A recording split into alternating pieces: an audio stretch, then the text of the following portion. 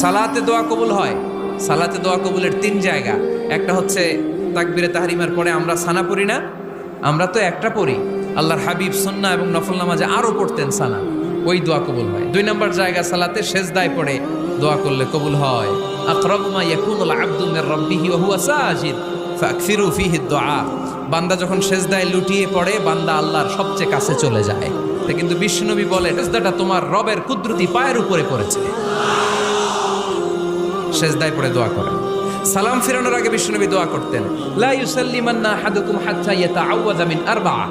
আল্লাহর হাবিব বললেন 4 জিনিস থেকে পানাহ না আছে আমার কোন উম্মত যেন সালাম না ফিরায়। তারা যেন পড়ে আল্লাহুম্মা ইন্নী আউযু বিকা মিন আযাবিল কবর, আউযু বিকা মিন আযাবি জাহান্নাম, আউযু বিকা মিন ফিতনাতিল মাহইয়া ওয়াল মামাত, আউযু বিকা মিন ফিতনাতিল মাসিহিদ দাজ্জাল। আল্লাহ কবরের আযাব থেকে বাঁচাও, আল্লাহ জাহান্নামের আগুন থেকে বাঁচাও, আল্লাহ